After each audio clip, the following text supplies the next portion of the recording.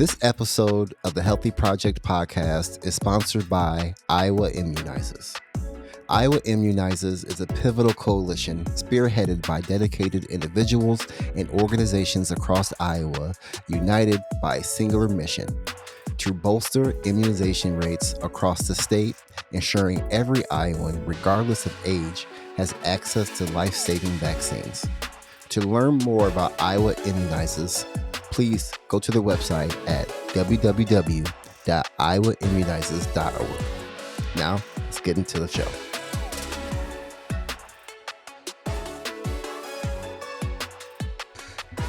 Hello, everybody. Thank you for listening to the Healthy Project podcast. I am your host, Corey Dion Lewis, and I have, I said before we started recording, probably one of the busiest Black women in healthcare right now.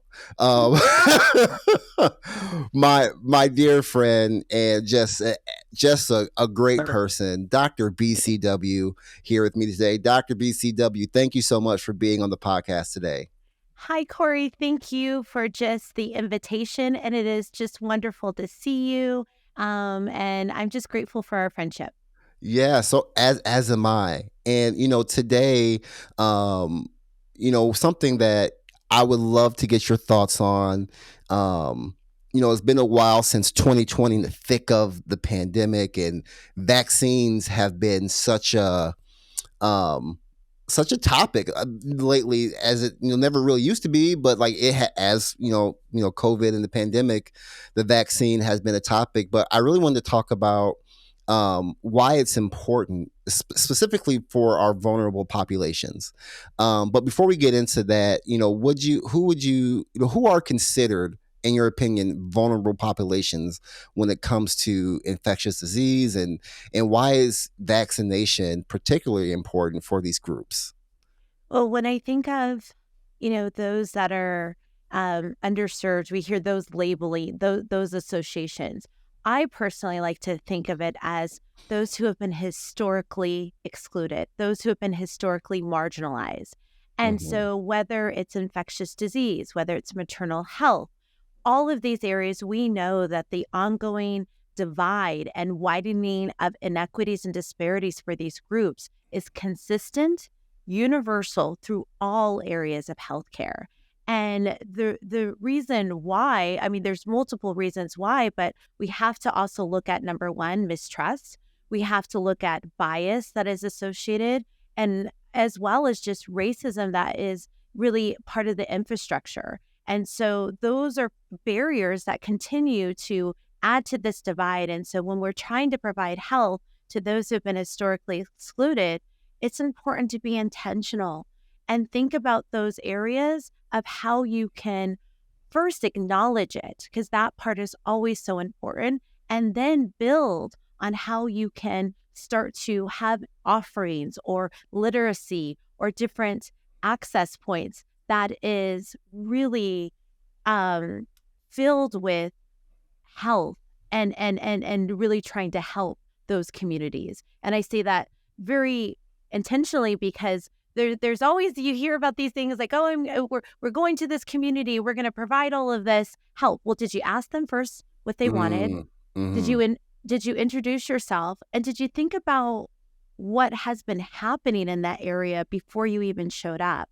So those are just some of the pieces that we have to take note. Man, intentionality is so overlooked, but so necessary when trying to bring care to marginalized communities, as you spoke about. So true. And with COVID-19, the pandemic, it has highlighted the importance of vaccination. And from your experience, what lessons have we learned about community health and vaccination during this time?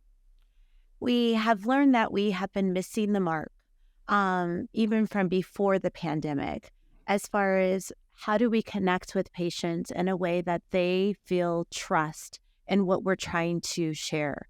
How do we uncouple this really complexity that is a part of medicine that shouldn't be a part of medicine? Because for me, as you know, like delivering healthcare in a way that's digestible, engaging, and informative, but really rooted in the patient's health journey And so we realized during the pandemic, we were already at a disadvantage and we had to try our best to Mm, catch up. And so we identified that if we can really invest in literacy, invest in what those communities would like to have, that you can make headway. The concern is we were starting to make a little bit of headway. And then once the pandemic, ended, it almost seems like it has stopped that piece of what can we do to really be a part of this community or deliver the best healthcare possible.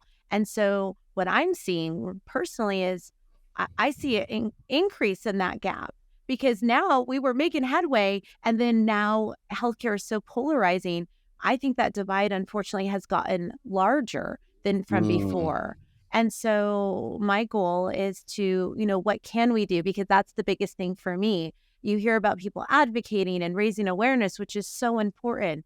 But I like to think about what can I do for that patient in that moment with whatever they're facing. And so I hope, because I'm a positive person, that we mhm. can really think about what can we do moving forward.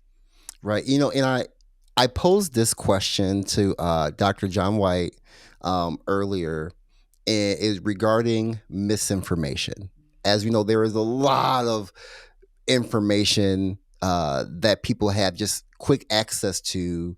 But how did you combat misinformation, especially during this time of social media, with people coming to you with questions about the vaccine?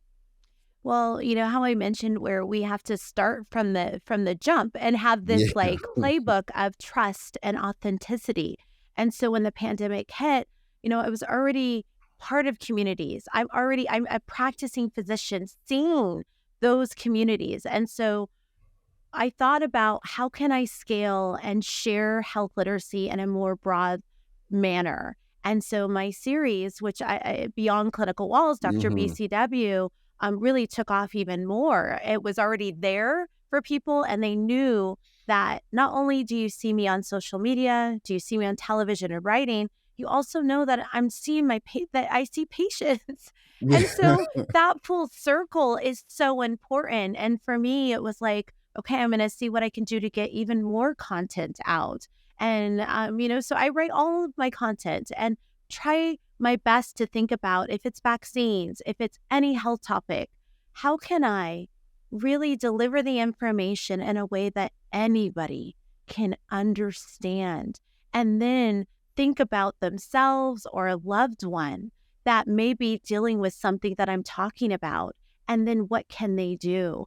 And so having it available on all platforms so people can choose and look and see, what things that might be of concern is so important. And so when the pandemic hit, they were able to even have more information, but that trust was already set in the work that I'm doing. And as you know, um, being invested in my work as far as being a doctor that is really just so grateful to serve my patients, my Hmm. community, started with my father. Uh, and Yeah. the work that I was doing. And I think that part is so important. He was a triple war veteran, William Curry, and I grew up going to events, helping different communities.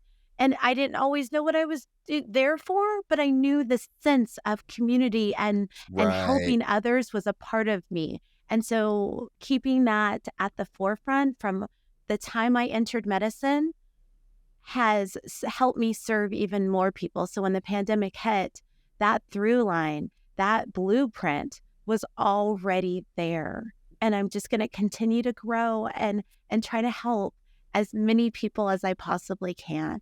Yeah, and it shows because y'all, she was talking to patients up until we Yeah, recorded this podcast.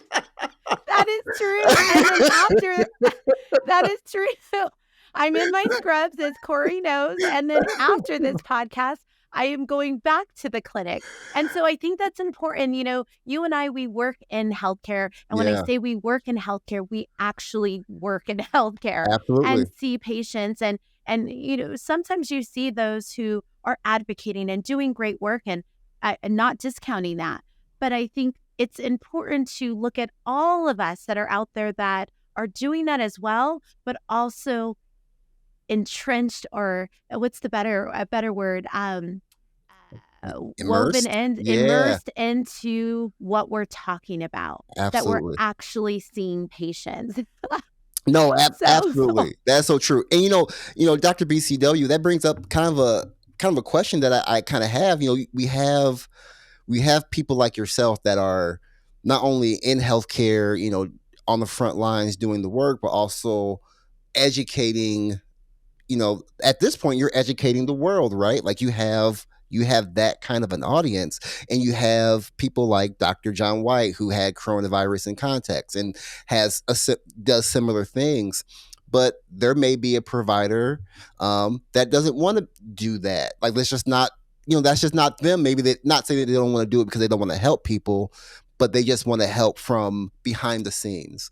What in that context, what is the role of the healthcare provider when battling misinformation, really helping patients when it comes to vaccinations, okay. but they maybe don't want to have kind of to be out there on social media to battle that?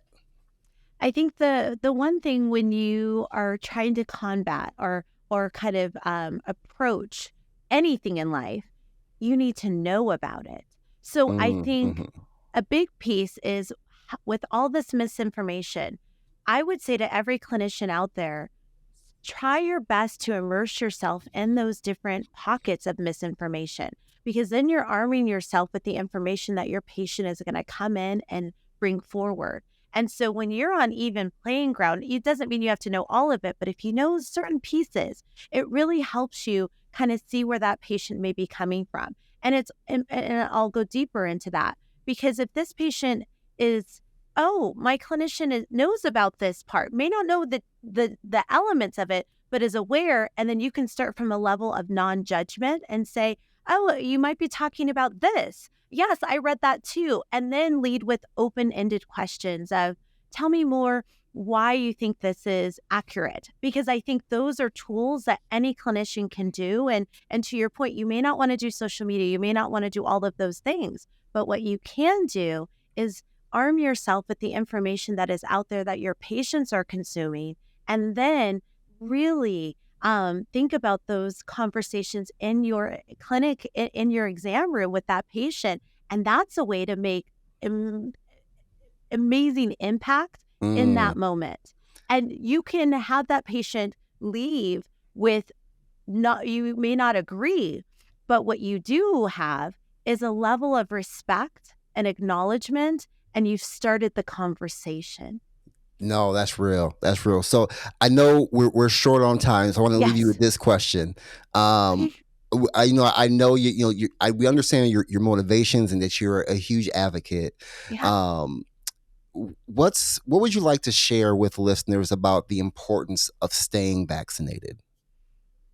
So I think when we talk about vaccination, and anyone who may have just some concern or worry, all of those things, I would encourage everyone to think about why you have those concerns, and then look into, is this information credible?